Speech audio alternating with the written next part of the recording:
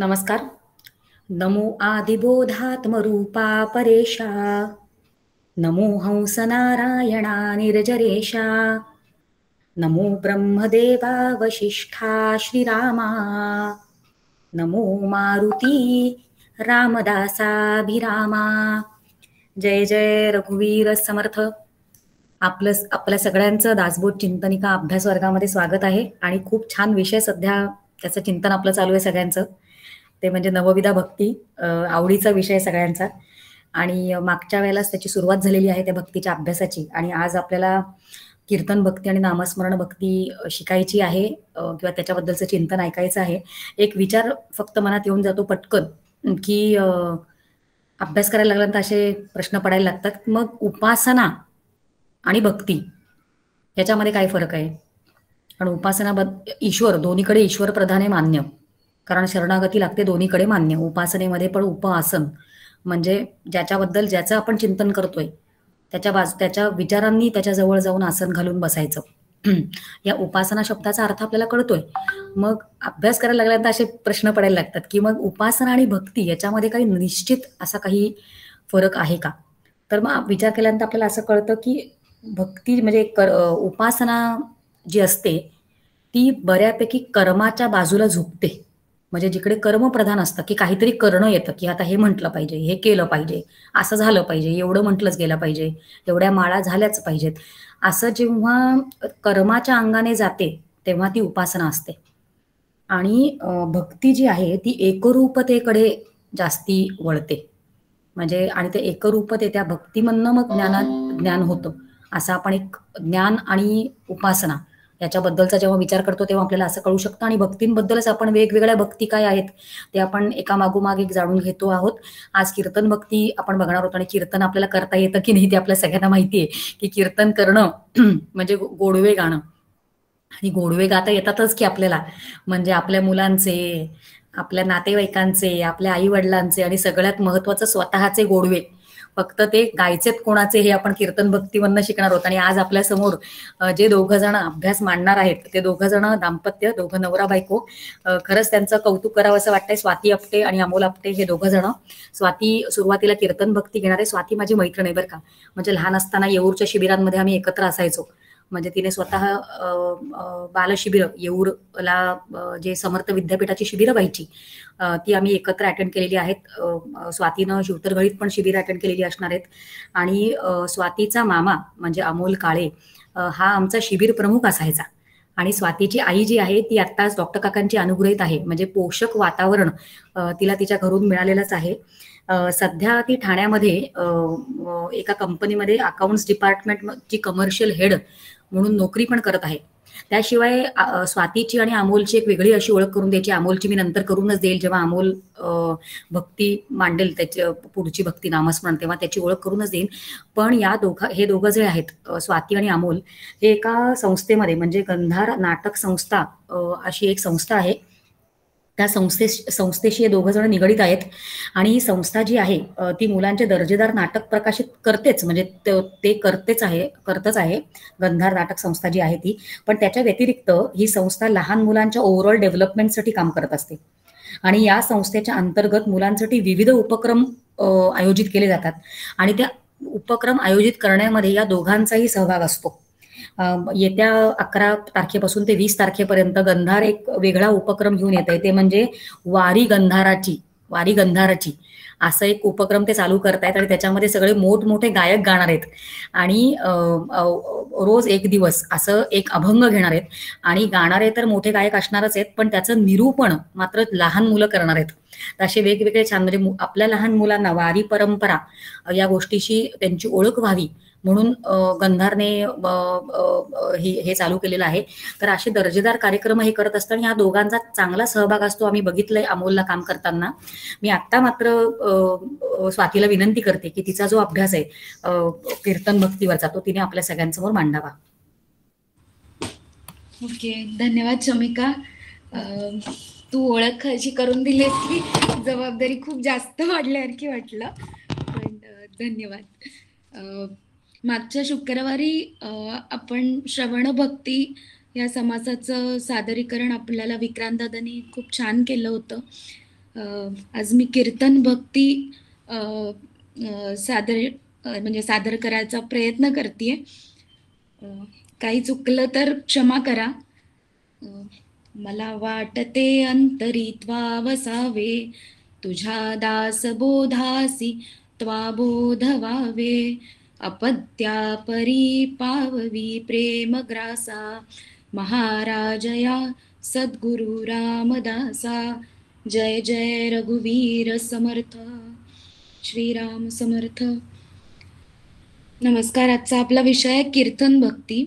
आता कीर्तन भक्ती म्हणजे नवविधा भक्तीमधली ही दुसरी भक्ती आहे, कीर्तन भक्ती.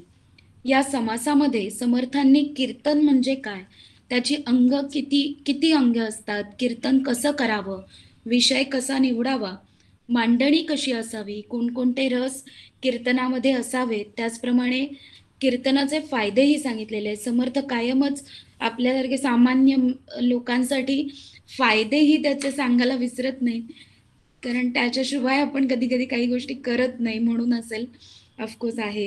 बरोबर. कीर्तनकार कसा असावा हेही सांगायला समर्थ विसरत नाही. आपण एकेका विषयाबद्दल थोडंसं जाणून घ्यायचा प्रयत्न करूया. सर्वप्रथम कीर्तन म्हणजे काय, तर समर्थांनी दुसऱ्या ओवीत म्हटलंय तसं सगुण हरिकथा करावी, भगवत कीर्ती वाढवावी, अखंड वैखरी वधवावी, यथायोग्य श्रीराम. सगुण हरिकथा करणं म्हणजे कीर्तन. भगवंताचा कौतुक गुणगान सांगणं किंवा गाणं म्हणजे कीर्तन. कीर्तन ऐकताना ऐकणाऱ्याच्या मनामध्ये भक्तिभाव निर्माण झाला पाहिजे, मन आनंदाने भरून गेलं पाहिजे. जसा हा भाव स्थिरावत जातो तसा जीव अंतर्बाह्य प्रेमाने भरून जातो. कीर्तन अष्टसात्विक भाव जागृत करणारं असतं. कीर्तन भक्तीने समोरच्या श्रोत्यांच्या मनात अष्टसात्विक भाव जागृत होतात. भगवंताच्या भक्तीने त्याचं मन भरून जातं. आपल्या देशामध्ये प्रामुख्याने महाराष्ट्रामध्ये कीर्तन परंपरा तर पूर्वापार चालत आलेली आहेच, आपल्याला माहिती आहे. आपले अनेक महान संत परंपरेमध्ये जसं तुकाराम महाराज आहेत, नामदेव महाराज आहेत, ज्यांनी आपल्याला माऊली आहेत, ज्यांनी आपल्याला प्रत्येक वेळी कीर्तनातून त्या काळी समाजाला भानावर आणण्यासाठी, म्हणजे नुसतंच भगवंताची हे करण्यासाठी नाही, तर वेळोवेळी स्वधर्म भावना जागृत करण्यासाठी, राष्ट्रभक्ती जागृत करण्यासाठी देखील कीर्तन भक्तीचा अवलंब केलेला आपल्याला दिसतो. याचा अर्थ कीर्तन भक्ती ही नेहमीच भगवंताशी तर अपेक्षित आहेच, भगवंताचं गुणगान असणं त्याच्यात, पण त्याबरोबर राष्ट्रभक्ती किंवा स्वधर्म भावना जागृत करण्यासाठी देखील कीर्तन भक्तीचा उत्तम हे अवलंब केलेला दिसतो. नारद मुनींना वंदन करायचं सर्वप्रथम राहून गेलं. जसं श्रवण भक्ती म्हटलं की परीक्षित राजाची आठवण येते, तसं कीर्तन भक्ती म्हटलं की नारद मुनींची आठवण आल्याशिवाय, त्यांचं स्मरण झाल्याशिवाय राहत नाही. तर नारद मुनींनाही वंदन करते. कीर्तनाची प्रामुख्याने 8 अनेक वेगवेगळी अंग आहेत. जसं कीर्तनकाराला पहिलं बघितलं तर धैर्य किंवा धाडस, म्हणजे समुदायासमोर आपले जर विचार मांडायचे असतील, ठामपणे मांडायचे असतील, तर त्याच्या अंगी धैर्य किंवा धाडस असणं अतिशय आवश्यक आहे. दुसरं येतं ते स्वर येतो, म्हणजे स्वरांचं ज्ञान असायला हवं कीर्तनकाराला. त्याचं कीर्तन सुमधुर झालं पाहिजे, वाटलं पाहिजे समोरच्या श्रोत्यांना, तरच तिकडे ते वातावरण निर्माण होतं. कीर्तन ऐकताना आपण बघतो कित्येक वेळेला कीर्तनकार समोरच्या श्रोत्यांना खूप भावपूर्ण झालेले असतात श्रोते, म्हणजे त्यांना तेही अंग असलं पाहिजे, स्वरांचं ज्ञान असायला हवं. लय ताल हे येतं पुढचं ह्याच्यात, तर लय आणि तालाचं ज्ञान असणंही कीर्तनकाराला आवश्यक आहे, कारण ताल आणि लय चुकली तर कीर्तन बेसूर होऊ शकतं थोडंसं, सो त्याचंही ज्ञान असलं पाहिजे.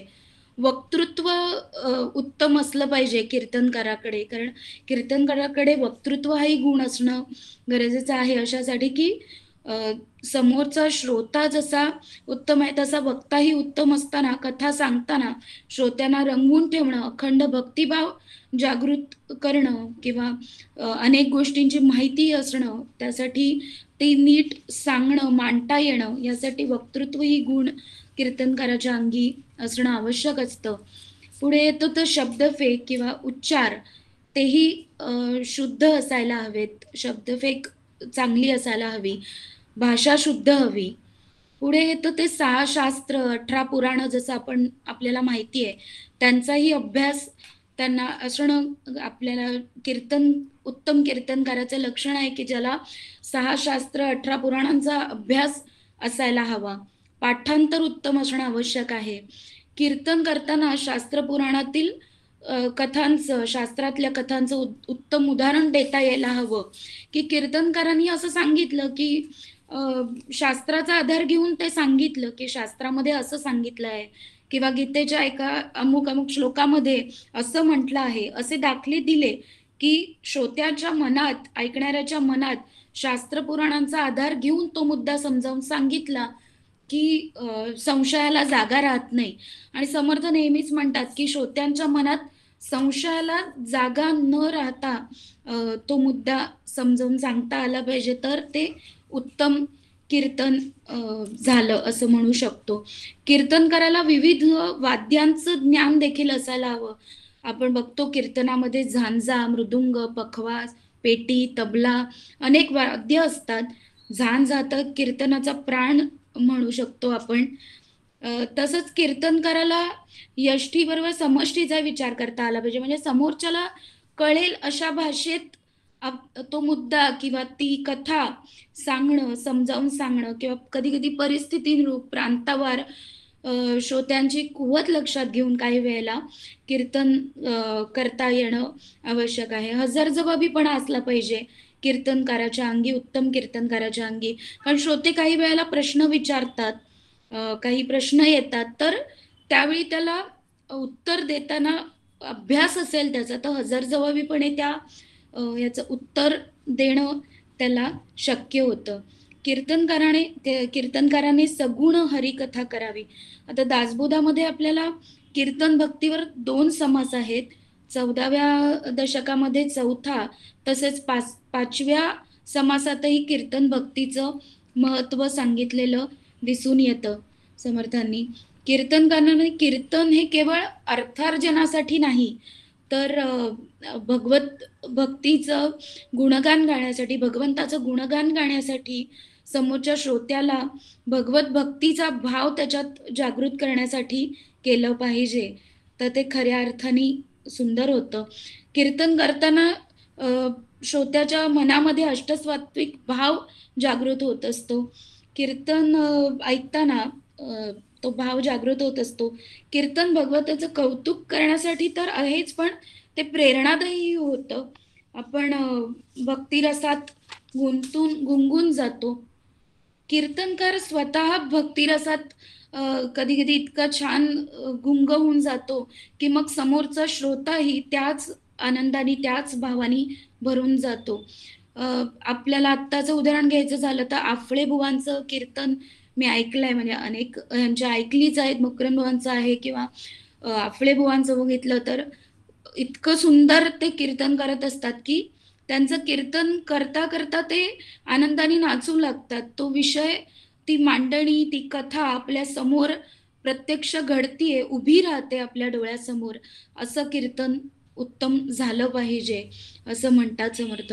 कीर्तनाचा अजून एक अर्थ सांगायचा झाला तर या हृदयीचं त्या हृदयी सांगणं म्हणजे कीर्तन असं आपण म्हणू शकतो. कीर्तन भक्ती समासात समर्थांनी कीर्तन भक्तीचे फायदे देखील सांगितले आहेत. त्याचप्रमाणे म्हणजे समर्थांच्या सहवासात आल्यावर महाराजांनी सुद्धा कीर्तन केल्याचा उल्लेख आपल्याला सापडतो. तसंच नामदेव महाराजांच्या कीर्तनात स्वतः भगवंत पांडुरंग येऊन नाचत असे असं ऐकिवात आहे, असं ऐकलेलं आहे. उद्धव स्वामी कीर्तन करायचे तेव्हा हनुमंत त्या कीर्तनात येऊन नाचत असल्याचा देखील उल्लेख काही ठिकाणी सापडतो. वेण्णास्वामी स्वतः उत्तम कीर्तन करायचे, आपल्याला माहितीच आहे सगळ्यांना. मिरजेच्या मठात आजही कीर्तन हे चालू आहे, कीर्तन परंपरा चालू आहे असं ऐकलंय. तर आता कीर्तन भक्ती समाजात समर्थांनी कीर्तन केल्याचे फायदे, कीर्तन भक्तीचे फायदे समर्थ सांगतात. तेव्हा समर्थ म्हणतात, कीर्तने महादोष जाती, कीर्तने होय उत्तम गती, कीर्तने भगवत प्राप्ती, येदर्थी संदेह नाही श्रीराम. समर्थ म्हणतात की कीर्तन भक्तीने महादोष जातात. आता याचं उदाहरण द्यायचं झालं तर एकदा एक असं ऐकली एक कथा की एकदा एक चोर पळत पळत एका मंदिरात आला. त्याच्या मागे पोलीस लागलेले होते आणि तो पळत पळत एका मंदिरात आला. त्या मंदिरात कीर्तन चालू होतं एका बुवांचं आणि खूप गर्दी होती. त्या गर्दीत लपण्यासाठी म्हणून तो आला आणि ते कीर्तनकार बुवा इतकं सुंदर कीर्तन करत होते की तो ऐकता ऐकता त्यालाच त्याचा भाव त्याचं कधी बदलला हे त्याचं त्यालाही कळलं नाही. आणि जेव्हा कीर्तन संपलं तेव्हा स्वतःहून तो पोलिसांच्या स्वाधीन झाला. म्हणजे कीर्तनकाराची ताकद किती असते आपल्याला यातनं दिसून येतं की समोरच्याच्या मनातले दोषाची भावना किंवा चुकीच्या गोष्टींची भावना जाऊ शकते कीर्तन भक्तीने. हे सगळं होऊ शकतं. कीर्तनाने महादोष जातात असं समर्थ म्हणतात.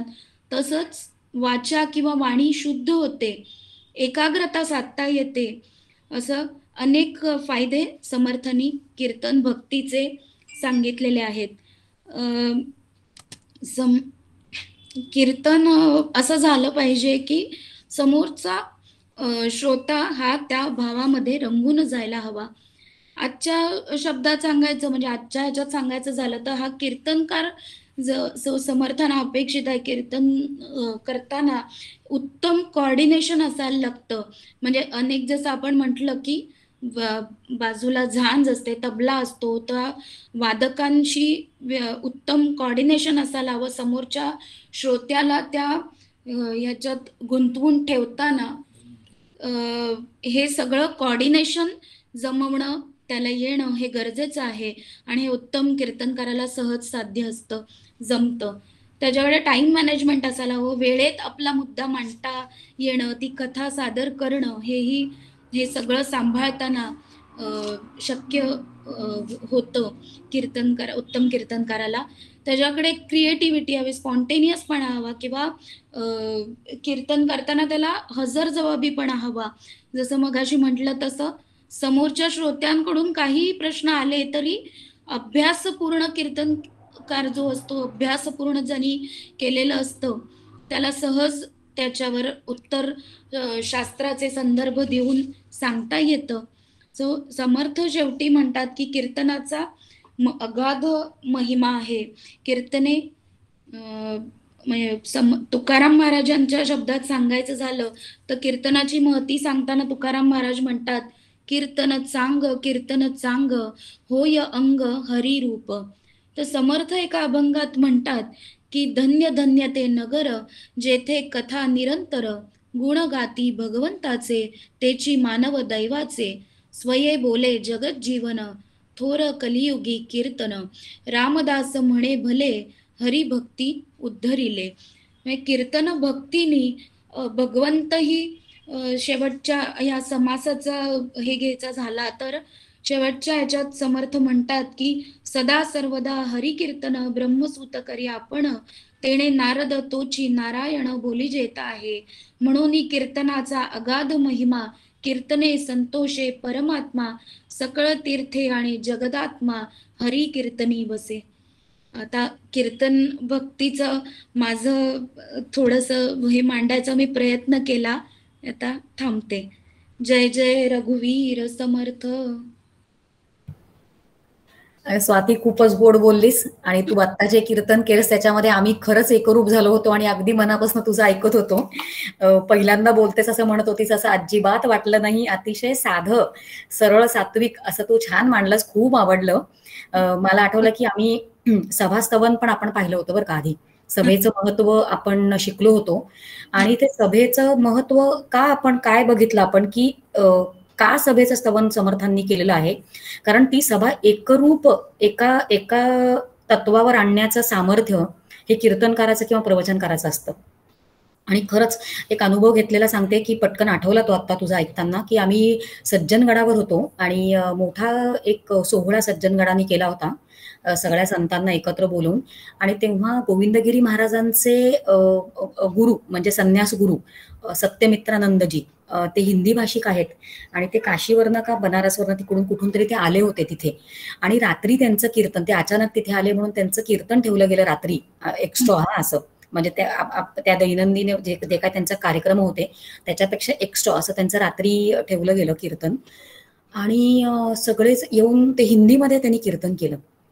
पण ते कीर्तन सुरू कधी झालं आणि संपलं कुठे कोणालाच कळलं नाही, कोणी एकमेकांकडे बघत नव्हतं आणि सगळे फक्त त्यांचा आवाज तो इतका गोड होता आणि काय ते सांगत होते, आम्ही एकरूप सगळे एका स्तरावर येऊन गेलो. हे त्या सभेचं म्हणजे एक कौतुक असं होतं की एका स्तरावर येऊ शकते सभा आणि ते सगळं श्रेय जे आहे ते कीर्तनकाराचं आहे किंवा त्या वक्त्याचं आहे. आणि हे सगळं वक्त्याने का करावं, कारण त्या भगवंताचं नाम घेणं किंवा त्याची महती गाणं म्हणजे त्याची कीर्ती गाणं हे कीर्तनकार शिकवत असतो. कारण बाकी मुख्य ते हरिकथा निरूपण हे जे समर्थांचं सांगणं आहे की बाकी सगळं तुम्ही लौकिकातलं जे काय करता ते करा, पण मुख्य ते हरिकथा निरूपण हे सूत्र समर्थांना विसरायचं नाहीये किंवा त्यांनी आपल्याला विसरू द्यायचं नाहीये. म्हणूनच कीर्तन प्रवचन करावीत असं समर्थांचं आपल्याला शिकवणं आहे. खूप छान झाला तुझा अभ्यास. असंच बोलत राहा आणि एकदा बोलल्यानंतर धीर चेपला जातो म्हणून काळजीच नसते पुढच्या वेळेला. छान दोघांनी अभ्यास करा आणि बोलत राहा. पुढे आता अमोल मांडणार आहे पुढची भक्ती आणि ती किती महत्वाची भक्ती ते आपल्याला माहिती आहे, नामस्मरण भक्ती. कलियुगामध्ये तारणारं जर काही असेल तर ते फक्त नाम आहे, ते आपल्याला माहिती आहे. अमोलचं पुन्हा कौतुक वाटतं कारण अदरवाईज त्याचं जे शिक्षण आहे त्याने सप्लाय चेन मॅनेजमेंटमध्ये त्यांनी पोस्ट ग्रॅज्युएशन केलेलं आहे अमोलने. आणि आता त्याची नोकरी जी आहे तो एका लॉजिस्टिक्स म्हणजे शिपिंग इंडस्ट्रीच्या लॉजिस्टिक्स तो सांभाळतो आहे आणि त्याचा तो VP सेल्स आहे त्या कंपनीमध्ये, बँगलोर बेस्ड कंपनी आहे. आणि स्वतः तो फ्रीलान्सर कन्सल्टंट म्हणून पण काम करतोय बिझनेस अँड सेल्स डेव्हलपमेंट या एरियामध्ये. तर इतकं सगळं शेड्यूल त्याचं जे काही करिअर तो करतो आहे. त्याच्या व्यतिरिक्त जे मगाशी सांगितलं की हे सामाजिक भान ठेवून हे दोघं जण मुलांचं संवर्धन चांगलं व्हावं, मुलांना चांगलं पोषक वातावरण मिळावं, हे यासाठी हे दोघं जण एका संस्थेशी निगडीत आहेत.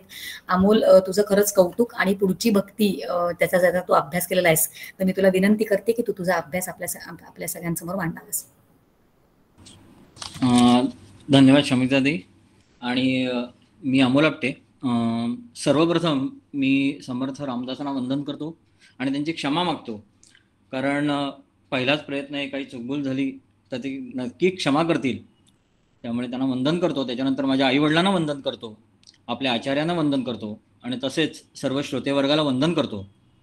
मला आजच्या निरूपणासाठी ज्यांनी ज्यांनी मदत केली त्या क्षमिताताई, प्राजक्ताताई आणि सौ शिल्पा केळकर यांचेही मी आभार मानतो आणि माझ्या निरूपणाला सुरुवात करतो. आजचा माझा विषय आहे नामस्मरण भक्ती, दशक 4 आणि समास 3. तर नामस्मरण भक्तीला सुरुवात करताना आपण आधी बघूया नाम म्हणजे काय. तर नाम म्हणजे भक्ताला दृश्य सगुणाकडून अदृश्य निर्गुणाकडे नेणारा दुवा, किंवा आजच्या शब्दात सांगायचं तर ब्रिज. बेलसरी गुरुजी सांगतात, नामस्मरण म्हणजे आपण ज्याचे नाम घेतो तोच खरा आहे आणि त्याच्या सत्तेनेच सगळे घडते, ही जाणीव जेव्हा जागी राहते त्याला नामस्मरण असे म्हणतात. नाम म्हणजे रूपरहित अमूर्त निर्गुण निराकार असा जो परमात्मा आहे त्याचे स्मरण करणे. आता गंमत अशी आहे, आपण म्हणतो की नाम म्हटलं की सगुणाकडे निर्गुणाकडे नेणारा दुवा किंवा निर्गुण निराकार, पण जेव्हा जेव्हा आपण नाम घ्यायला सुरुवात करतो तेव्हा एक मूर्त रूप आपल्या डोळ्यासमोर येतं. जसं आपण ओंकाराचा उच्चार केला तो ओंकाराचं चित्र आपल्या डोळ्यासमोर येतो. श्रीरामांचं नाव घ्यायला सुरुवात केलं तर प्रभू श्रीरामांची मूर्ती आपल्या डोळ्यासमोर उभी राहते. तर हे असं का होतं, तर अभ्यास करताना असं कळलं की एक प्रोसेस असते. म्हणजे अगदी पहिल्याच वेळेला समजा मला नाम घेताना निर्गुण निराकार वगैरे अशा गोष्टी वाटायला लागल्या तर कदाचित मला ते खूप वृक्ष वाटेल, त्याच्यामध्ये माझा इंटरेस्ट निर्माण होणार नाही. तर सुरुवातीला नाम घेताना आपल्यासमोर जेव्हा एखादी मूर्ती उभी राहते किंवा एखादं दृश्य उभं राहतं त्यावेळी आपोआपच आपल्याला त्याची गोडी निर्माण व्हायला लागते. आणि एकदा का गोडी निर्माण झाली त्या गोष्टीची की आपोआपच त्याची आपल्याला सवय होते. आणि मग एक वेळ अशी येते की ध्यानी मनी सर्व काळी आपोआपच आपल्या मुखातून किंवा बॅक ऑफ द माइंड ते नाम घेतलं जातं आणि तिथेच करा सगुणाकडून निर्गुणाकडे जायचा प्रवास सुरू होतो. आता या नामाला वेगवेगळ्या प्रकारे संबोधलं गेलं आहे.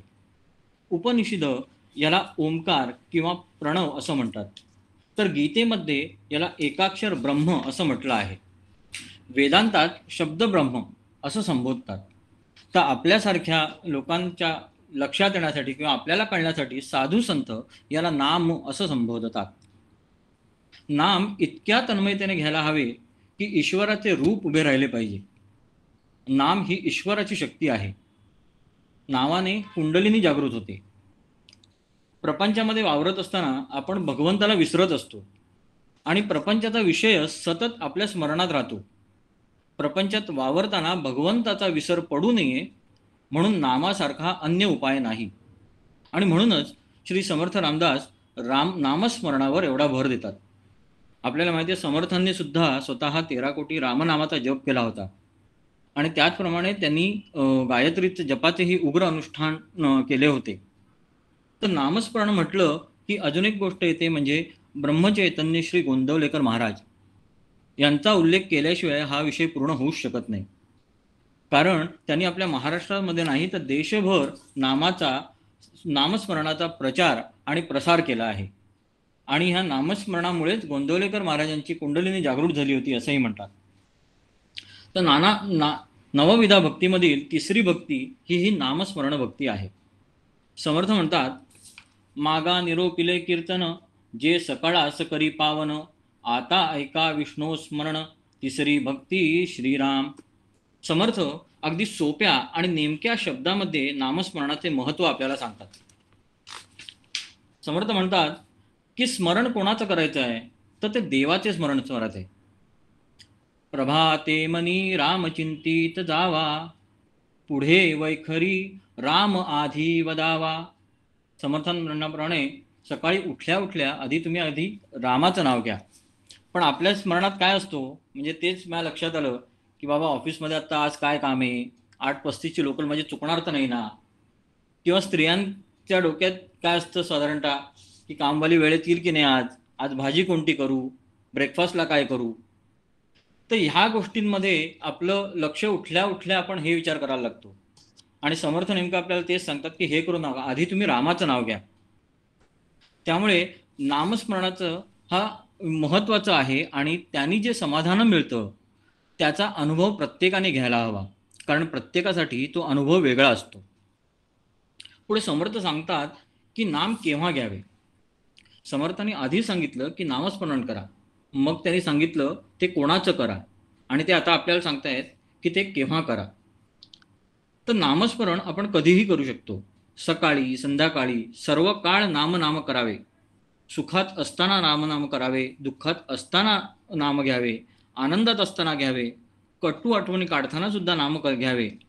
समर्थांच्या मते नामस्मरण याशिवाय एकही क्षण वाया घालवू नये. शिवलीलामृतात तर असं सांगितलंय की भांडताना सुद्धा नाम घ्या. म्हणजे काय, तर अगदी एक्स्ट्रीम कंडिशन मध्येही बॅक ऑफ द माइंड नाम राहू द्या. अगदी छोट्या उदाहरणांमधून आपल्याला या नामाची भक्ती करावी ही शिकवण अगदी लहानपणापासून मिळत असते. जसं की वदनी कवळ घेता नाम घ्या श्री हरीचे, सहज हवन होते नाम घेता फुकाचे. बघा, म्हणजे लहानपणापासून आपल्याला हे शिकवत आलेले आहेत. श्लोकात सुद्धा म्हटलं आहे की नाम घ्यायला कोणत्याही प्रकारचा खर्च नाही. आपल्याकडे 2 प्रकारच्या उपासना आहेत, एक बाह्यरंग उपासना आणि दुसरी अंतरंग उपासना.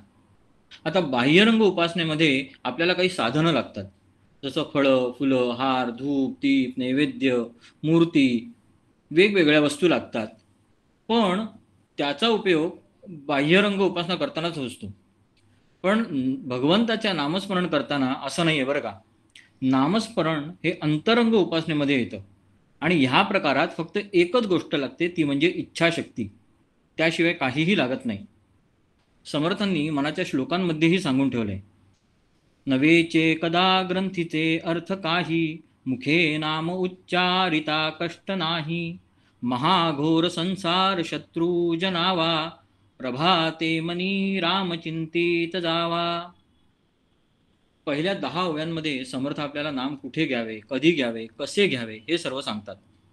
आणि आता 11व्या ओवीच्या पुढे समर्थ आपल्याला नाम घेतल्याने काय काय होते हे सांगतात. समर्थ म्हणतात, नामामध्ये इतकी शक्ती आहे की सर्व संकटे पळून जातात, विघ्ने हरतात, भूत पिशाच्य भय जाते, ब्रह्मसंबंध ग्रहपीडा नाहीशा होतात, चुकीच्या पद्धतीने मंत्र म्हटल्यामुळे होणारे दुष्परिणाम नाहीसे होतात, विषभाता होत नाही, चेटूक होत नाही आणि सद्गती मिळते. पुढे समर्थ सांगतात की नामाचे महात्म्य श्री शंकराशिवाय जास्त कोण बरं जाणतो. आता इथे गोष्ट अशी आहे की श्री शंकरांनी अमृत मंथनामध्ये त्यांना विष प्राशन करायला लागले आणि त्यामुळे त्यांच्या शरीराचा दाह होऊ लागला. विविध उपाय करून झाले. जटेवरती गंगा अवतरली, शीतल चंद्रकोल भाळी वसली, गळ्यामध्ये सर्प आला, पण काही करून काही उपयोग झाला नाही. शेवटी श्री शंकरांनी राम नाम घेतले आणि त्यांचा दाह कमी झाला. तशीच दुसरी गोष्ट आहे ही दरोडेखोर वाल्याची. वाल्या हा दरोडेखोर होता. नारद मुनींनी त्यांना राम नाम घ्यायचा सल्ला दिला. त्याला राम काही म्हणता येत नव्हते. मग तो मरा मरा मरा मरा मरा म्हणत गेला आणि हळूहळू ते मरा मरा मधनं राम राम कधी झाले हे त्यालाही कळले नाही. पुढे त्यांचे वाल्याचा वाल्मिकी झाला आणि रामायण हे महाकाव्य लिहिलं. हे सर्वश्रुतच आहे. आता इथे एक महत्वाची गोष्ट अशी वाटते की जेव्हा आपण एखादा मंत्र उच्चारतो किंवा आपण एखादं अनुष्ठान करतो तेव्हा त्याच्याबरोबर काही गोष्टी या ठरलेल्या असतात की मंत्राचं उच्चारण व्यवस्थित व्हायला हवं, त्याच्यासाठी एक ठराविक वेळ आहे, ठराविक जागा आहे, एक आसन आहे. ह्या सगळ्या महत्त्वाच्या गोष्टी पाळायला लागतात, तेव्हाच ते अनुष्ठान केलेलं किंवा मंत्र केलेलं त्याचं फळ मिळतं. पण नामाचं तसं नाही आहे. बघा ना, आता वाल्यानी उरफाट नाव घेतलं, पण अगदी इतकं मनापासून घेतलं की त्याच्याभोवती वारुळ निर्माण झालं हेही त्याला कळलं नाही. तर थोडक्यात काय, नाम कुठेही कधीही कसंही पण श्रद्धेने घ्यावे असे सर्व संत आपल्याला सांगतात. काशीमध्ये स्वतः विश्वेश्वर कानामध्ये रामाचे नाव घेतो आणि जीवाला मुक्ती मिळते. भक्त प्रल्हादासाठी सुद्धा भगवंत स्वतः धावून आले, ते सुद्धा या नामस्मरणाच्याच बळावर. अहो, फक्त रामाच्या नामाच्या जोरावरती अख्खे दगड समुद्रामध्ये तरंगले.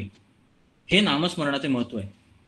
समर्थांनी मनाच्या श्लोकात सुद्धा सांगितलंय की अजामेळ पापी तया अंत आला, कृपाळूपणे तो जनी मुक्त केला, अनाथासी आधार हा चक्रपाणी, दुपेक्षी कदा देव भक्ताभिमानी. तर हा अजामळ नावाचा एक सामान्य माणूस होता. विवाह बाह्य संबंधातून त्याला संतती झाली. त्यातील अखेरच्या बालकाचे नाव होते नारायण. बरं, या अजमेळाचं या बालकावर विशेष प्रेम असल्याने तो सतत त्याचे चिंतन करी. इतकं की अगदी त्याला जेव्हा अंतकाळ आला तेव्हा सुद्धाही तो नारायण नारायणच करत होता. पण त्याच्या या नारायण नारायण या जपामुळे स्वतः नारायण त्याच्यावर प्रसन्न झाले आणि त्या क्षणी त्यांनी त्याला मुक्त केले. तर असा हा नामाचा किंवा भगवंताच्या नामाचे महत्व आहे. तर पुढे जाऊन समर्थ हेही सांगतात की नाव कोणाचे घ्यायचे हेही स्पष्ट करतात. कारण कन्फ्युजन आहे की एवढी नावं आहेत, आपले एवढे देव आहेत, नक्की नाव कोणाचं घ्यावं. तर समर्थ म्हणतात की कोणाचंही घ्यावं. हजारांमध्ये कोणतंही एक नाव घेतलं तरी ते सर्व जाऊन एकाच रूपात मिळतात. म्हणजे आपल्याकडे देवांची भरपूर नावं आहेत. विष्णू सहस्त्रनाम आहे, गणपतीची भरपूर नावं आहेत, शंकराची भरपूर नावं आहेत. पण कोणतंही नाव एक घेतलं तरी ते शेवटी एकाच ठिकाणी जाऊन मिळणार. सर्व देव नमस्कारम केशवम प्रतिगच्छती. नामस्मरण हे कधीही आणि कोणालाही करता येते. काहीच ना करुणी प्राणी, राम नाम जपे वाणी, ठेवे संतुष्ट चक्रपाणी, भक्ता लागी सांभाळी श्रीराम. फक्त राम नाम घ्या, बाकी काही केलं नाही तरी चालेल. फक्त नामाने सर्व भक्त तरुण गेले आहेत. बरं, समर्थ पुढे आपल्याला हेही जाऊन क्लिअर करतात की हे नाव घ्यायचा अधिकार कोणाला आहे. तर चहुवर्णा नामाधिकार, नाव घेण्याचा अधिकार हा सर्वांना दिलेला आहे. आता इथे छोटेसे एक अजून उदाहरण देतो संत चोखामेळांचं.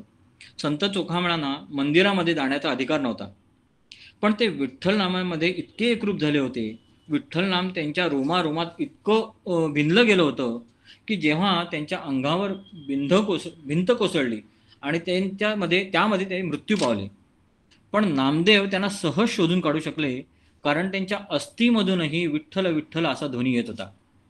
हे नामाचे सामर्थ्य आहे. त्यांना नाम घेण्यापासून कोणी अडवू शकले नाही आणि त्यांनीही भगवंताचे नाव घेणे सोडले नाही. सर्व संत आपल्याला नामाचे महत्त्व सांगतात. तुकाराम महाराज म्हणतात, नामापरते साधन नाही, जे तू करिसी आणिक काही, हाकारोनी सांगे तुका, नाम घेता राहू नका. तर समर्थ म्हणतात, सकळ साधनाचे फळ, राम नामची केवळ, जप तप अनुष्ठान, अंती नामची प्रमाण. रामनामाचे महत्त्व फार आहे. कारण रामाचा अगर शब्दफोड आपण समजा केली तर र अधिक आ अधिक म म्हणजे राम. त्यातलं र हे जे अक्षर आहे ते अग्नितत्व आहे. आणि अग्नी काय करतो तर सगळी पापे जळून नष्ट करतो. त्याचप्रमाणे आ म्हणजे आदित्य. आदित्य आपल्याला प्रकाश देतो. म्हणजे जो प्रकाश देतो तो ज्ञानाचा प्रकाश एकदा पडला की अज्ञानाचा अंधकार दूर होतो. आणि म मध्ये चंद्राची शीतलता आहे, म्हणजे समाधान आहे. म्हणजे अग्नी आपलं सगळं पापे नष्ट करतो. त्याच्यानंतर आ म्हणजे आदित्य आपल्याला ज्ञान देतो. आणि म्हणजे शीतलता ती आपल्याला नाम किंवा भगवंताचं नामस्मरण केल्याने येणारं समाधान जे आहे ते देते. शेवटी समर्थांनी एका अभंगामध्ये जे म्हटले आहे ते सांगतो आणि माझं निरूपण संपवतो. नाम सारेचेही सार, नाम सकळासी आधार, दास म्हणे सांगो किती. म्हणजे दास असं म्हणतोय, मी नामाची महती तुम्हाला किती सांगू, की नामे विण नाही गती, नामाशिवाय गती नाही. जय जय रघुवीर समर्थ. अमोल, अतिशय सुंदर. म्हणजे एक तर उदाहरणं दिलीस खूप, आणि सार स्वरूपात पूर्ण समास मांडलास आणि अतिशय अभ्यासपूर्ण मांडलास. खूपच छान, अतिशय आवडलंय. थँक्यू. खूपच छान झालं. मला स्वतःला, मी जेव्हा अभ्यास करायचे की नाही, म्हणजे नाम घ्यावं, तर नाम काय बरं जादू करतं एक्झॅक्टली, म्हणजे टेक्निकली समजून घ्यायचा प्रयत्न आपण केला की नाम काय जादू करतं. म्हणजे नामाचं महत्व आपल्याला कळते, कारण सगळे संत सांगतायत. पण मंदाताईंनी इतकं सुंदर त्यांच्या प्रवचनात सांगितलं होतं, ते बहुतेक आचार्यांकडनं येईल, पण मला मोह थांबवत नाही ते घ्यायला, की सृष्टीची उत्पत्ती कशी झाली आहे, त्याचा क्रम वेगवेगळ्या पद्धतीने वेगवेगळ्या उपनिषदांमध्ये आलेला आहे. पण एक जे आपल्या समर्थ पण आपल्याला दासबोधामध्ये सांगतात, की सुरुवातीला आकाश निर्माण झालं, मग आकाशामधनं वायू निर्माण झाला, व मग वायूमधनं अग्नी निर्माण झालं, मग अग्निमधनं आप म्हणजे पाणी निर्माण झालं, आणि नंतर सगळ्यात जड म्हणजे पृथ्वी निर्माण झाली. आता या सगळ्याचा नामाशी काय संबंध आहे असा विचार येतो की नाही. म्हणजे सृष्टी उत्पत्ती आणि नाम याचं कसं संगती आहे. आकाशाचा गुण हा शब्द आहे, कारण आपल्या सगळ्यांच्या मध्ये आकाश आहे, तरी आपण जे एकमेकांशी बोलतो आहोत ते हे आकाश जे आहे ते कॅरी ऑन करते, कॅरी फॉरवर्ड करते. सो आकाशाचा गुण आहे तो शब्द आहे. वायूचा गुण आहे स्पर्श, आणि जेव्हा वायू निर्माण झाला तेव्हा आकाश आधी होतच, म्हणजे स्पर्श अधिक शब्द, त्याच्या पुढे अग्नी निर्माण झाला. आणि अग्नीचा गुण काय, लाईट लावला की लगेच आपल्याला रूप रंग दिसायला लागतं, बरोबर. अग्नी प्रज्वलित झाला की रूप आणि रंग समोर दिसायला लागतो. आणि अग्नी जेव्हापर्यंत तो तयार झाला होता त्याच्या अगोदर वायू होताच, त्याच्या अगोदर आकाश होतच, म्हणजे रूप रंग अधिक स्पर्श अधिक शब्द. त्याच्यानंतर अग्नीच्या पुढे काय निर्माण झालं, आप निर्माण झालं. हे पंचतत्वांबद्दल बोलतोय बरं का आपण, आणि त्याच्यात सगळं कॉम्बिनेशन म्हणजे सगळी दिसणारी सृष्टी आहे. आप जेव्हा निर्माण झालं, आपाचा गुण काय, रस, रसना, पाणी तत्व रसना, आणि रस निर्माण झालं, त्याच्यामध्ये आधीचे सगळे चार मिसळले गेले, आणि सगळ्यात शेवटचं पृथ्वी निर्माण झाली, सगळ्यात जड, आणि त्याचा गुण काय आहे, गंध. म्हणजे पृथ्वी म्हणजे आकाश, वायू, अग्नी, आप आणि पृथ्वी अशा क्रमाने सगळी सृष्टी निर्माण झालेली आहे. सृष्टीचा क्रम असा सांगितला जातो. आणि जेव्हा लय होणार आहे ते त्याच्या उलट्या क्रमाने त्याचा लय होणार आहे. म्हणजे सगळ्यात आधी पृथ्वी जाणार, आणि पृथ्वी जाणार म्हणजे पृथ्वीच्या गुणासकट जाणार, म्हणजे गंध जाणार. मग त्याच्या पुढे आप जाणार, आप म्हणजे पाणी, पाण्याचा गुण आहे रसना, रस. मग अग्नी जाणार, अग्नी गेला म्हणजे रूप रंग गेलं. त्याच्यानंतर वायू जाणार, स्पर्श जाणार, आणि सगळ्यात शेवटी काय जाणार, आकाश. आणि आकाशाचा गुण काय, शब्द. म्हणजे अगदी शेवटपर्यंत आपल्याला तिथपर्यंत घेऊन जाणारं काय असतं, ते असतं शब्द. आणि नाम जे आहे ते शब्द स्वरूपात असतं, म्हणून नामाचं इतकं महत्व आपल्या शास्त्राने सांगितलेलं आहे. आणि हे मंदाताईंनी इतकं सुंदर प्रवचनात सांगितलं होतं. मला वाटतं नामस्मरण भक्तीचा विचार करताना हा विचार घेणं फार गरजेचं आहे की नाम का घ्यायचं, कारण ते तिथपर्यंत, त्या भगवंतापर्यंत, तिथपर्यंत आपल्याला ते साथ देत असतं. मला असं वाटतं आता मी आचार्यांना विनंती करते दोघांनाही की त्यांनी आपल्याला दोन्हीही समासांवर प्रकाश टाकावा. शमिका, मला फक्त एकच माफी मागायची आहे. मी हो. मगाशी इतकी घाबरलेली होते किंवा इतकी स्ट्रेसमध्ये होते की मी आपल्या आचार्यांनाही, माझ्या आईने मला मार्गदर्शन केलं होतं, तिलाही वंदन करायचं माझ्याकडनं राहून गेलं, श्रोत्यांनाही वंदन करायचं राहून गेलं. मला क्षमा करा. हो, तुझं वंदन सगळ्यांना मिळालेलं आहे बरं. आणि क्षमा मागायची काही गरज नाही अजिबात. मिळालंय, होतं अगं असं सुरुवातीला. हो ग. छान छान, थँक्यू. जय जय रघुवीर समर्थ. सौ स्वाती आपटे आणि अमोल आपटे हे दाम्पत्य तरुण दाम्पत्य आहे. या दोघांचंही खूप खूप अभिनंदन, कारण दोन्हीही समास, कीर्तन भक्ती आणि नामस्मरण भक्ती, हे दोन्ही समास खूप छान पद्धतीने दोघांनीही मांडलेले आहेत.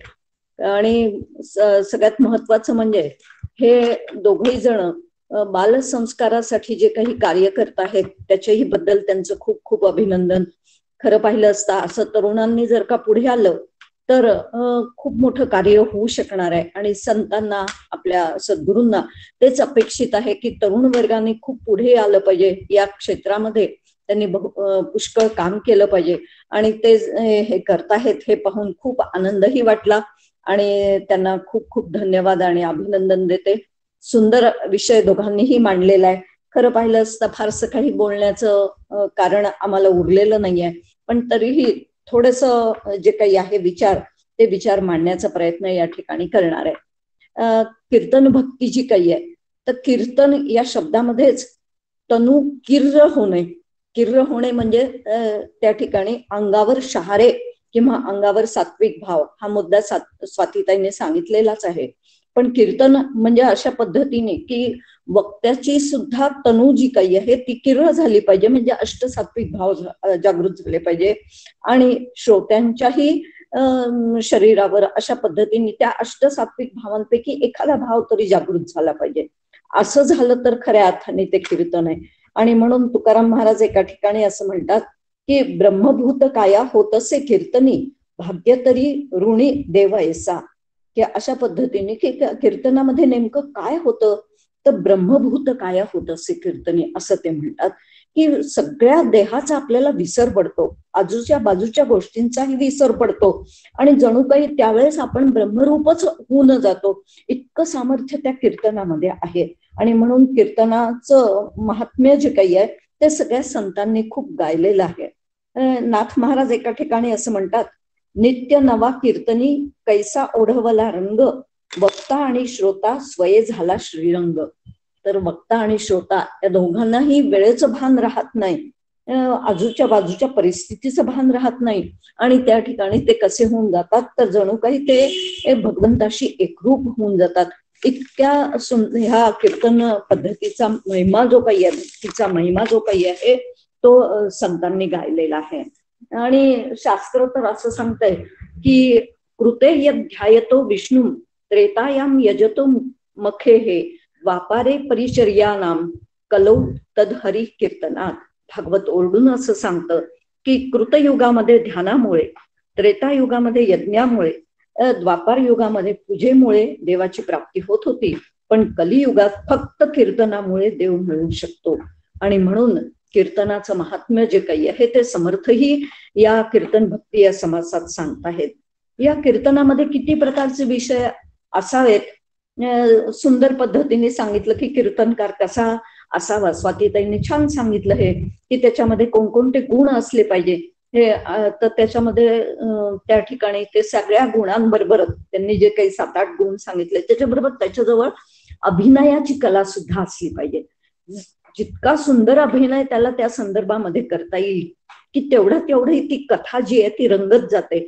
आणि त्यामुळे त्या अभिनयामुळे जणू काही संपूर्ण शब्दचित्र जे काही आहे ते आपल्या समोर उभं राहतं. आणि त्या दृष्टिकोनातून मग त्या कीर्तनकाराजवळ असलेले जे गुण आहेत ते तर त्याच्याजवळ असलेच पाहिजे, पण त्या कीर्तनामध्ये सुद्धा 6 प्रकारचे विषय त्याच्यामध्ये येतात. एक असतं स्वरूप कीर्तन. याच्यामध्ये स्वरूप कीर्तनामध्ये वेदांत विषय, तत्वज्ञान, जीव शिव ऐक्य, तात्विक विचार हे मांडलं जातं.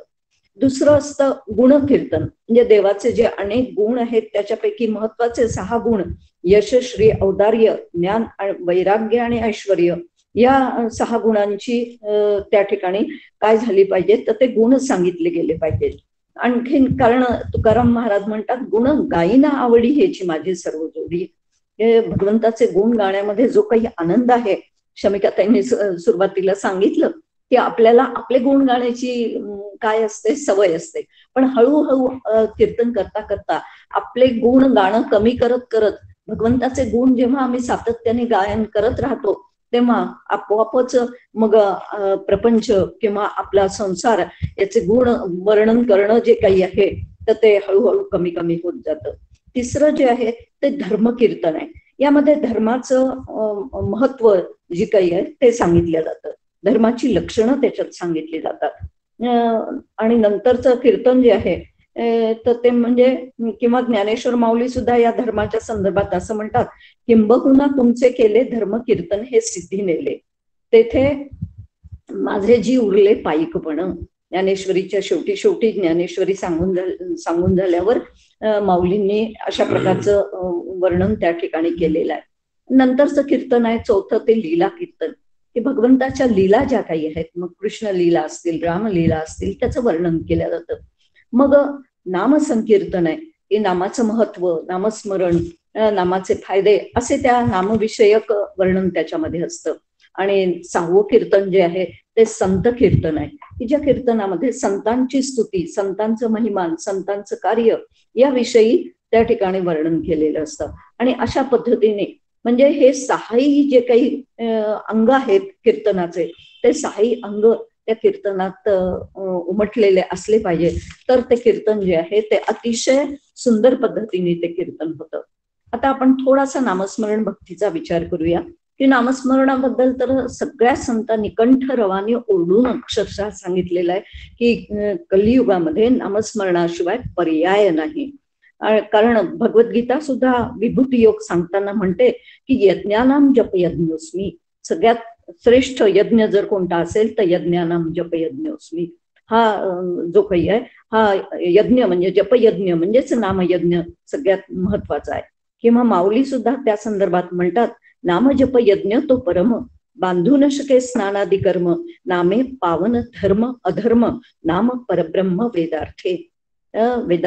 वेदांमध्ये त्या ठिकाणी नामाला कशाचा दर्जा दिलेला आहे तर परब्रह्माचा दर्जा दिलेला आहे. आणि नामाला कुठली सुद्धा उपाधी नाही, अत्यंत निरुपाधिक आणि सगळ्यात जवळचं जर भगवंताचं काही असेल तर ते म्हणजे नाम आहे. किंबहुना नाम आणि नामी याच्यामध्ये यत्किंचित सुद्धा फरक नाही. आणि असं हे नाम जे काही आहे तर ते कुठपर्यंत आम्हाला घेऊन जातं तर तुकाराम महाराज एका ठिकाणी असं म्हणतात, न कळे ते कळो येईल एका विठ्ठल नामे, किंवा न दिसे ते दिसो येईल एका विठ्ठल नामे. कशा पद्धतीने या नामाचा महिमा जो काही आहे तो एवढा आहे की नाम घेता घेता घेता घेता ते त्या ठिकाणी वैखरी वाणीच्या माध्यमातून घेता घेता मध्यमा, पश्चंती आणि परापर्यंत ते गेलं पाहिजे. आणि असं ते जर गेलं तर न दिसे ते दिसो येईल किंवा न कळे ते कळो येईल. या सगळे गोरोबा काका झाले, आता उदाहरण दिलं आपल्याला, चोखोबा झाले, गोरोबा काका झाले, जनाबाई झाल्या, त्यावेळेस कुठे काय वेदांत होता किंवा काय त्यांनी काय हे केलं होतं, केवळ एका नामामुळे हे लोक सगळे श्रेष्ठ पदाला जाऊन पोचलेले आहेत. आणि म्हणून तुकाराम महाराज एका ठिकाणी म्हणतात की फुटो हे मस्तक, तुटो हे शरीर, परी नामाचा गजर सोडू नये. किंवा शरीराचे हात दोन्ही तेही भाग, परी कीर्तनाचा रंग सांडू नये. तुका म्हणे ऐसा नामी ज्या निर्धार, तेथे निरंतर देव असे. सांगण्याचं तात्पर्य एकच आहे की सगळ्या संतांनी अशा पद्धतीने नाम महात्म्याला खूप मोठं भर दिलेला आपल्याला दिसतो. किंवा सुभाषितकार सुद्धा एका ठिकाणी असं म्हणतात की प्रतिश्वासम सविश्वासम रामं वद दिने दिने को विश्वासः पुनःश्वासः आगमिष्यति वानवा. कोणी सांगावं पुढचा श्वास तरी आमच्या हातात आहे किंवा नाही. आणि म्हणून प्रतिश्वासम सविश्वासम, प्रत्येक श्वासागणित नाम घ्या. आणि म्हणून देवाची येद्वारी उभा क्षणभरी तेणे मुक्तीचारी साधियल्या. क्षणभरी याचा अर्थ क्षणाक्षणाला, श्वासाश्वासाला नाम इतकं आपलं मुरलं पाहिजे की त्या ठिकाणी काय झालं पाहिजे तर सातत्याने ते नाम मुखामध्ये आलं पाहिजे. आणि म्हणून तो विश्वास हा पुन्हा श्वास हा पुन्हा पुढचा श्वास आमच्या हातात आहे किंवा नाही असं सुभाषितकार सांगतात. म्हणून अखंड नामस्मरण करा. या नामस्मरणाच्या संदर्भात एक छोटासा दृष्टांत जो काही आहे तो इथे मला सांगावासा वाटतो. कदाचित आपल्या शिखरघळीतल्या वर्गामध्ये काही जणांनी तो ऐकलेलाही असेल, परंतु इतका सुंदर आहे तो की आपल्याला त्या ठिकाणी बाकीच्यांनाही आपल्याला आवडेल असं वाटतं की अगदी 5 मिनिटात मी तो सांगते आहे. आमच्याकडे एकदा सगळ्यांना कदाचित ऐकून माहित असतील, खामगावचे आगाशे काका म्हणून आहेत, दत्त संप्रदायाचे संत आहेत ते. आणि ते एकदा आमच्याकडे आले होते, बऱ्याच वर्षापूर्वीची ही गोष्ट आहे. आणि ते आल्यानंतर, आता संत आल्यानंतर यथोचित त्यांचं स्वागत, पाद्यपूजा, मग जे काय करायचं ते त्यांचं सगळं झालं. त्यांना खायला दिलं आणि खायला दिल्यानंतर त्यांना मी चहा दिला. आणि चहा दिल्यावर माझी मैत्रीण माझ्या बरोबर होती. माझे मिस्टर त्यावेळेस दौऱ्यावर गेलेले असल्यामुळे ते काही घरी नव्हते. पण अशा पद्धतीने मग त्यांना चहा दिला. आणि चहा दिल्यावरती त्यांनी एक घोट चहा घेतला आणि ते म्हणाले साखरेचा डबा आणा. मला वाटलं की आपण गोंधळून जातो, संत वगैरे आले की काय करू काय नाही आपल्याला असं होऊन जातं. आणि म्हणून बहुतेक साखर टाकायला विसरली का काय, आणि म्हणून मी साखरेचा डबा नेला. आणि त्यांना म्हटलं काका, त्यांना पण काका म्हणतात, तर त्यांना म्हटलं की काका किती साखर घालू. नाही नाही म्हणे साखर व्यवस्थित आहे, साखर मला नको आहे. मग मला मनातल्या मनात वाटलं कशाला साखरेचा डबा यांनी आणायला सांगितला. तर ते म्हणाले की ठेवा इथे साखरेचा डबा. मग मी टिपायावरती तो साखरेचा डबा ठेवला. ते पुन्हा एक घोट घेतला त्यांनी. मग म्हणाले की त्या डब्याकडे बोट दाखवून ते म्हणाले की याला काय म्हणतात. मी म्हटलं गोंधळली मी, यांना काय विचारायचंय. तर म्हणे साखरेचा डबा म्हणतात. मी म्हटलं हो. तर म्हणे याला साखरेचा डबा का म्हणतात.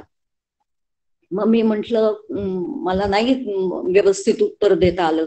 तर तेच आपण म्हणाले की साखरेचा डबा अशी याच्यावर अक्षरं लिहिली आहेत का. मी म्हटलं नाही. तर तरी म्हणे याला साखरेचा डबा म्हणतात. मी म्हटलं हो. मग म्हणे की किंवा हा साखरेने तयार झालेला आहे का, जशी आपण रुखवतावर पूर्वीच्या काळी भांडी करत होतो साखरेची, तर तसा हा साखरेने तयार झालेला आहे का. मी म्हटलं नाही. तर म्हणे तरी याला साखरेचा डबा म्हणतात. मग म्हणाले की साखरेचे डबे आपल्या घरात किती असतात. मग थोडीशी मी सावरले होते तेव्हा. आणि मग मी त्यांना उत्तर दिलं की किमान 2 डबे आपल्या घरी असतात. एक मोठा डबा असतो की महिनाभराची साखर त्यात भरून ठेवलेली असते, आणि एक हा असा जो सातत्याने वापरात असतो तो एक छोटा साखरेचा डबा असतो. ते म्हणाले साखरेचा डबा आण असं कोणालाही म्हटलं तरी अगदी 2 वर्षाच्या मुलापासून तर वृद्ध माणसापर्यंत कोणता डबा आणला जातो, तर जो सातत्याने प्रचलित आहे छोटा डबा जो काही आहे.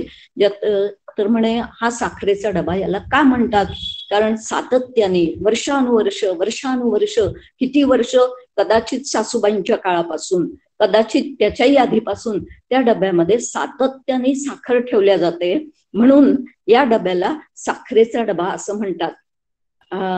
तर मग आणि नंतर म्हणाले स्वतःच्या शरीराकडे बोट दाखवून ते म्हणाले की या डब्यामध्ये सुद्धा सातत्याने राम नाम ठेवलं तर हा डबा कोणाचा म्हणून ओळखला जाईल. आणि तेव्हा माझ्या म्हणजे किती त्यांनी अतिशय सोप्या भाषेमध्ये दृष्टांत देत त्यांनी कोणता विचार सांगितला. तर ते म्हणाले की ब्रह्मविद ब्रह्मैव भवती, त्या ठिकाणी ब्रह्म जाणणारा ब्रह्मच होऊन बसतो, तसं रामनाम घेणारा राम रूपच होऊन बसतो.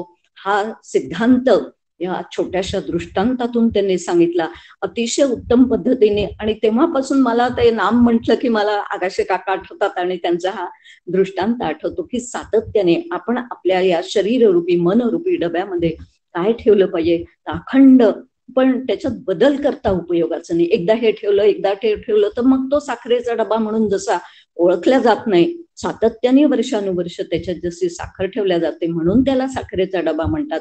अगदी त्याप्रमाणे आपण याच्यामध्ये जर का रामनाम ठेवलं तर आपण सुद्धा हा डबा रामाचा म्हणून ओळखला जाईल, किंबहुना तो राम रूपच होऊन जाईल. आणि म्हणून इतकं नामाचं महत्व असल्यामुळे सातत्याने आपण सतत रामनाम घेण्याचा प्रयत्न केला पाहिजे आणि तो साठवण्याचा प्रयत्न केला पाहिजे. शंकराचार्य सुद्धा या संदर्भामध्ये म्हणतात, एकच त्यांचं कैवल्याष्टकम म्हणून जे स्तोत्र आहे त्याच्यामध्ये त्यांनी म्हटलेलं आहे की आब्रह्मस्तंभ पर्यंतम सर्वम मायामयम जगत सत्यम सत्यम पुनः सत्यम हरेर नामेव केवलम. या सगळं जे काही आहे संसार जो आहे तो सगळा संसार कसा आहे तर मायामय आहे, परंतु सत्यम सत्यम पुनः सत्यम हे 3 वेळा त्यांनी त्रिवार सांगितलेलं आहे की हरे नाम जे आहे तेच केवळ एक सत्य आहे, सत्य आहे आणि सत्य आहे. असं सत्य असलेलं हरिनाम आपण घेण्याचा सातत्याने प्रयत्न करूया. जय जय रघुवीर समर्थ. मावशी, संपूर्ण शिकवणं अतिशय गोड झालं साखरेच्या डब्यामुळे आणि बाकीचं पण सगळं खूप छान होतं. मी अलकाताईंना विनंती करते की त्यांनी आपल्याला प्रकाश टाकावा दोन्ही समासांवर. जय जय रघुवीर समर्थ. दोघांचंही चिंतन स्वाती आपटे आणि अमोल आपटे अतिशय सुंदर म्हणलं. स्वातीने कीर्तन भक्ती खरंच कीर्तन करूनच केली, त्यामुळे 8 अंग अतिशय सुंदर होती. विशेषत्वाने ये हृदयचे ते हृदय घातले आणि भावपूर्ण कीर्तन हा विषय खूप छान मांडला. अमोल आपट्यांनी पण खूप नामसाधनेची माहिती किंवा समर्थांनी केलेलं 13 कोटी नाम, गायत्री पुरस्चरण आणि सगळ्यात महत्त्वाचा मुद्दा मांडला होता. मला वाटतं तो महत्त्वाचा होता, बॅक ऑफ द माइंड नाम पाहिजे. माझ्या प्रत्येक प्रक्रिया, माझी जी क्रिया आहे, माझं प्रत्येक कर्म आहे ते नामाच्या तालावरती झालं पाहिजे आणि बॅक ऑफ द माइंड अखंड नाम असलं पाहिजे. हा अतिशय सुंदर मुद्दा मांडला. आणि मग शिवशंकराचं आणि वाल्याचं उदाहरण दिलेलं आहे.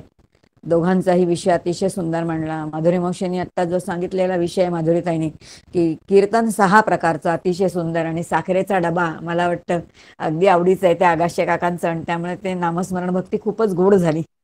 आणखीन काही सांगण्यासारखं नाही आहे, पण तरीसुद्धा या दोन्ही भक्ती शास्त्रशुद्ध. थोडं समर्थ काय म्हणतायत ते आपण बघूया.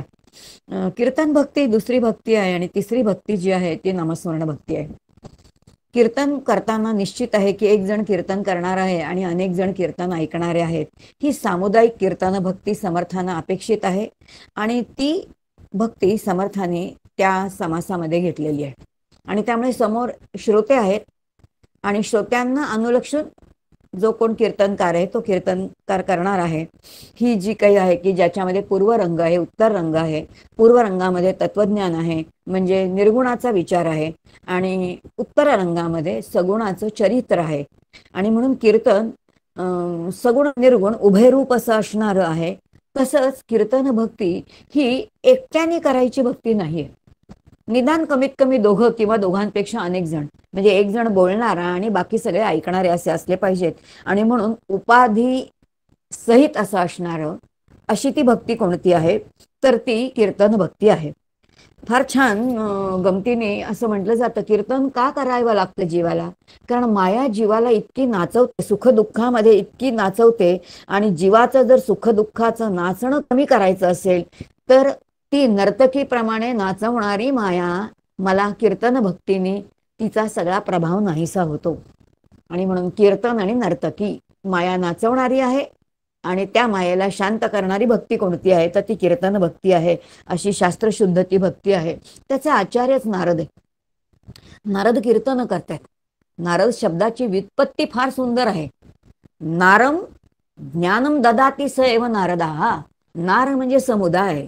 समुदायाला जे कीर्तनाच्या माध्यमातून ज्ञान देणारे आहेत त्यांनाच नारद म्हणतात.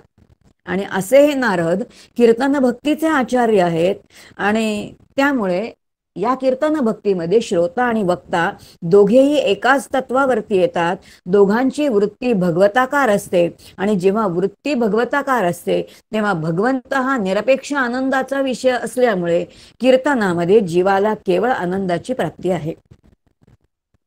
आणि ती प्राप्ती सहज होते आणि ती व्हावी म्हणून कीर्तन आहे. आणि यासाठी समर्थ म्हणतात नरतोची नारायण, हे याचं प्रयोजनच आहे. मग कीर्तन किती प्रकारचं आहे? आता हे 6 प्रकारचं कीर्तन सांगितलं. डॉक्टर काका नेहमी म्हणतात की एक कीर्तन आहे की जे एक कीर्तनकार समुदायासाठी करतोय. पण कीर्तन ही भक्ती जेव्हा एका जीवाने साधन म्हणून स्वीकारलेली आहे, ते कीर्तन जे आहे ते वैयक्तिक कीर्तन आहे. आणि असं वैयक्तिक कीर्तन हे साधन स्वीकारून मुक्त झालेले कोण कोण आहेत? तर त्याच्यामध्ये स्वतः महर्षी नारद आहेत, त्यात सर्व गोपी आहेत, त्यात मीराबाई आहेत, त्या नरसिंह मेहता आहेत, त्याच्यामध्ये कीर्तन करणारे नामदेव आहेत, ज्यांनी हे साधन स्वीकारलेले. म्हणजे एका भक्तीने परिपूर्णपणे ती एक भक्ती तुम्हाला शेवटच्या टप्प्यापर्यंत घेऊन जाते. अशी भक्ती कोणती असेल तर ती कीर्तन भक्ती आहे. आणि ती कीर्तन भक्ती जी उपाधी सहित आहे, त्याचं वर्णन समर्थांनी केलंय. आणि म्हणून मग कीर्तनकाराकडे कोणती अंग असावीत, किती छान करावं. आपल्या बुवांचा उल्लेख केला. आमचे मकरंद बुवा तसंच सुंदर कीर्तन करतात. पायामध्ये बांधतात चाळ आणि इतके सुंदर नाचतात की ते नाचायला लागल्यानंतर असं वाटतं आपल्यालाही नाचावंच, इतके गोड नृत्य करतात. कारण अभिनय आहे, संगीत आहे, सगळंच कीर्तनामध्ये आहे. आणि त्याचबरोबर पूर्वरंग आणि उत्तररंग, तत्वज्ञान आणि भक्ती सगळंच त्याच्यामध्ये आहे. असं हे कीर्तन जे आहे ते समर्थांनी महंतांसाठी सांगितलंय, जेणेकरून समर्थांचे महंत, तरुण महंत समाजामध्ये जावेत. त्यांनी समाजामध्ये सगळ्यांना भगवत भक्तीला लावावं आणि समाजाचं संघटन करावं. पूर्वीच्या काळामध्ये समाज संघटनाचं फार मोठं साधन कोणतं होतं तर ते कीर्तन होतं. आणि अशी ती कीर्तन भक्ती समर्थांच्या समोर आहे. यानंतर 1-2-3 मिनिटांमध्ये नामसाधना भक्तीचा विचार करते. सर्व संतांनी एकमुखाने गायलेला महिमा म्हणजे तो नामसाधन आहे. सगळ्या संतांनी कोणत्याही धर्मामध्ये असू द्या, नामसाधनेचा महिमा सर्व पंथामध्ये, सर्व धर्मामध्ये निर्विवाद आहे. अगदी आपली जी सगळी इंद्रिय आहेत, पंचज्ञानेंद्रिय, पंचकर्मेंद्रिय, कठोपनिषद सांगतं परांची खाणी, ही सगळी इंद्रिय बहिर्मुख आहेत. आणि बहिर्मुख अशी असणारी इंद्रिय ह्यांना सहज आवरायचं असेल तर एक साधं सोपं साधन आहे, ते म्हणजे नामसाधन. नामाच्या साह्याने ही सगळी विषयांच्या पाठीमागे धावणारी जी काही इंद्रिय आहेत ती सहज आवरली जातात. म्हणून नामसाधना भक्ती जी आहे, नामसाधना यासाठी अत्यंत श्रेष्ठ असं सांगितलंय. नामसाधना, नाम या शब्दाचंच महत्व इतकं विलक्षण आहे. शास्त्रशुद्ध जेव्हा तुम्ही भक्ती समजावून घ्यायला जाता तेव्हा लक्षात येईल नाम, नाम म्हणजे नारायण. या नारायणामध्ये मनाचं विसर्जन करणे, मनाचं विसर्जन करण्याची जी काही प्रक्रिया ज्या साधनेमध्ये दिलेली आहे ते नाम साधन आहे. आणि म्हणून नामसाधना, मनाचं विसर्जन नारायण तत्वामध्ये, परमात्म्यामध्ये करणं, ते नारायण आहे. दुसरं सांगितलंय नाम म्हणजे काय? ना हे नारायण आहे, म म्हणजे महालक्ष्मी म्हणजे शक्ती आहे. आणि म्हणून ब्रह्म आणि शक्ती हे दोघेही एकरूपच आहेत, अभिन्न आहेत. ब्रह्म ज्ञानाने ज्ञानस्वरूप आहे, शक्ती शक्ती स्वरूप आहे. दोघेही एकमेकांशिवाय राहू शकत नाहीत. आणि म्हणून ज्ञान आणि शक्ती ह्या दोघांचीही आपल्याला अत्यंतिक आवश्यकता आहे. आणि यासाठी जे साधन आपल्याला आहे, दोघांचंही स्वरूप जाणण्यासाठी ती साधना कोणती असेल तर ते नाम आहे. नाम शब्दाचा अतिशय तिसरा अर्थ सुंदर आहे, ते म्हणजे न आम. आम म्हणजे जे कधी शिळ होत नाही, जे सदा कसं आहे तर ते टवटवीत आहे, अत्यंत कसं आहे तर कायम आपल्याला प्रेरणा देणारं आहे आणि कधी शिळ न होणारं आहे, ते नाम आहे. आणि अशी ही नामसाधना भक्ती निरुपाधिक आहे. म्हणून एका जीवाने, एकट्या जीवाने, एकट्या जीवाच्या उद्धारासाठी अंतरंगाने स्वीकारलेलं जे एकमेव साधन आहे, जे उपाधिरहित आहे. ज्या भगवंत जसा उपाधिरहित आहे तसं त्याचं नामही उपाधिरहित आहे, ते कशावरतीही आधारित नाही. आणि म्हणून एकट्या जीवाने, एकट्या जीवाच्या उद्धारासाठी अंतरंगामध्ये धारण केलेलं जे साधन आहे ते उपाधिरहित नाम साधन आहे. अतिशय सुंदर शास्त्रशुद्ध ती भक्ती आहे. सगळ्या संतांनी नाम घेतलेलं आहे. असे हे संत, संतांनी शास्त्रामध्ये संतांना एक सुंदर नाव आहे, असं म्हटलंय, संत म्हणजे चालते बोलते तीर्थक्षेत्र आहे. फार छान आहे बरं का विचार. संत हे चालते बोलते तीर्थक्षेत्र आहेत. अमोलने उल्लेख केला आणि छान उल्लेख केला की शिवशंकरांना दाह झाला हलाहल घेतल्यानंतर, आणि म्हणून त्यांनी काय केलं ते नाम घेतल्यानंतर त्यांचा देह कमी झाला. समर्थांची ओवीच आहे की शिवा नामाचा महिमा जाणे शिवशंकर, जना उपदेशी महेश्वर.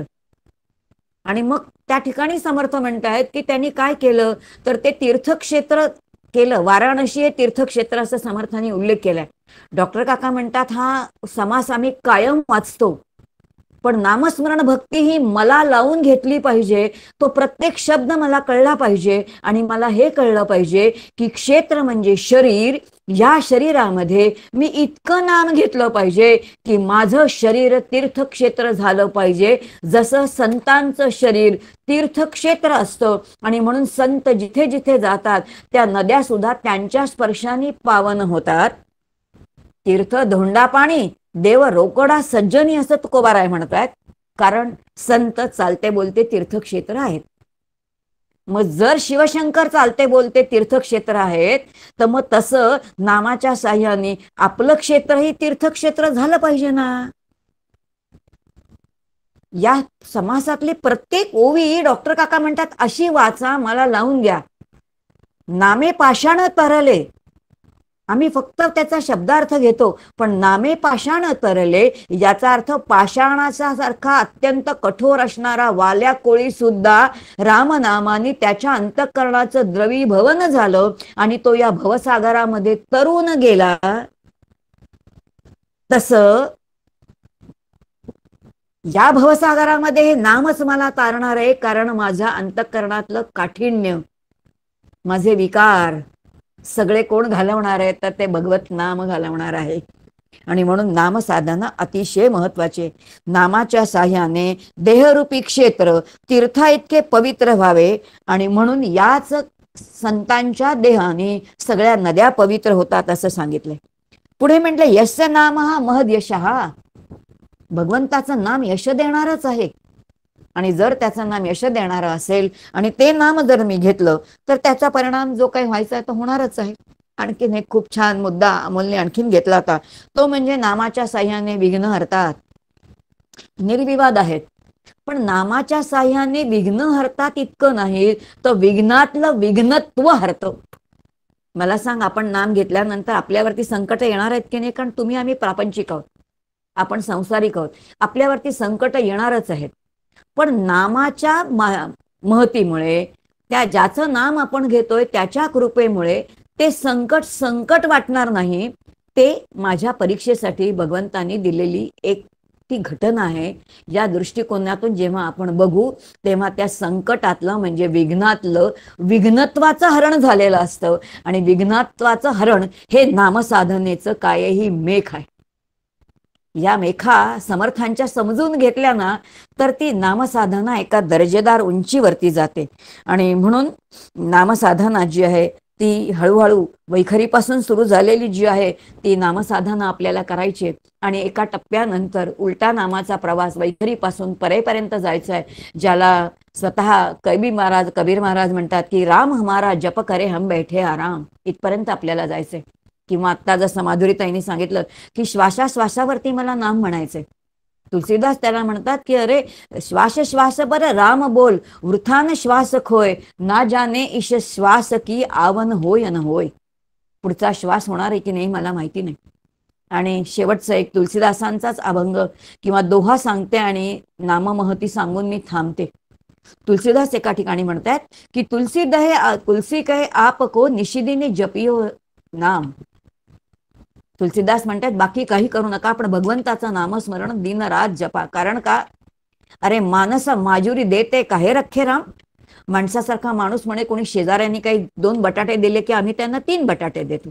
कुणी आपल्यावरती जरा मदत केली की आपण त्यांना आणखीन मदत करतो. मानस माजुरी देत आहे, काहीतरी माणूस म्हणे मजुरी देतो. पण ज्या परमेश्वराचं नाम तू घेतलोयस तो परमेश्वर तुला तसाच ठेवेल काय? अरे तो तर त्याच्या स्वरूपासकट तुझ्या स्वाधीनच होईल. आणि म्हणून मानस माजुरी दे काय काहे रखे राम, तो परमात्मा त्याचं नाम कधी तसं ठेवून घेतच नाही. जो नामधारक आहे ना त्याला काय करतो तर आपलं स्वरूपच देऊन टाकतो.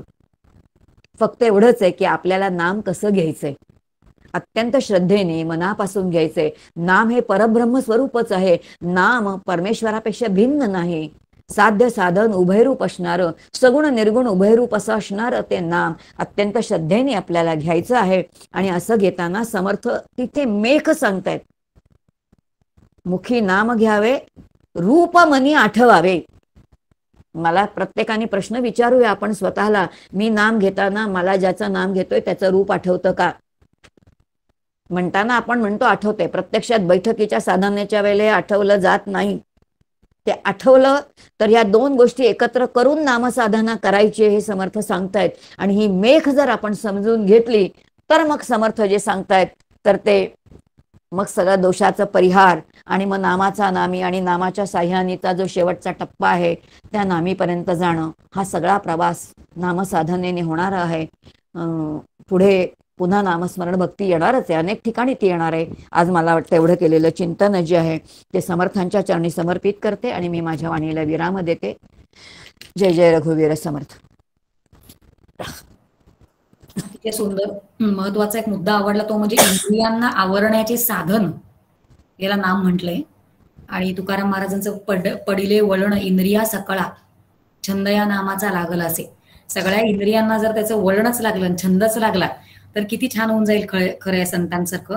आणि नामाच्या व्याख्या पण खरंच नव्याने कळल्या की नाम आणि म्हणजे नारायण आणि मन, किंवा नारायण आणि शक्ती, किंवा न आम जे शिळ होत नाही, जे आम नाहीये, साधारण नाहीये, सर्वसाधारण नाहीये, असं ते नाम असं नव्याने त्याच्या व्याख्या शिकल्यासारख्या झाल्या.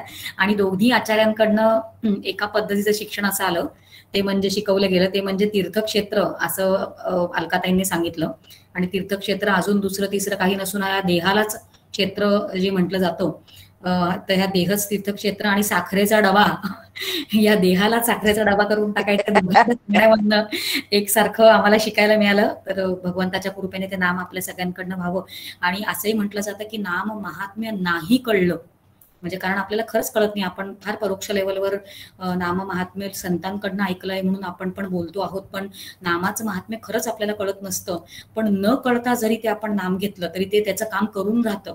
हे एक आश्वासक नामाबद्दल आहे. तर आपण समर्थांच्या चरणी ही प्रार्थना करूया की आपल्याकडनं ते नाम त्यांच्याच कृपेने आपल्याला घेता यावं. पुढच्या आठवड्यामध्ये पादसेवन भक्ती आणि अर्चन भक्ती अपूर्वा पतंगे आणि कांचन कुलकर्णी या दोघी घेणार आहेत. मी मृणालला विनंती करते की तिने शेवटचा श्लोक घ्यावा. आवाज येतोय माझा? येतोय मृणाल. भावी पूर्ण कृपा गुरो मजवरी, प्रार्थित भावे तुला, वारी सर्व अरिष्ट नेऊनी लया, संमोह जो वाढला, अज्ञानांध जनास मुक्त करुनी, शांती पदी बैसवी, विनती हीच असे न मागत तुझे, भक्ती तुझी ही हवी. सद्गुरुनाथ महाराज की जय. जय जय रघुवीर समर्थ.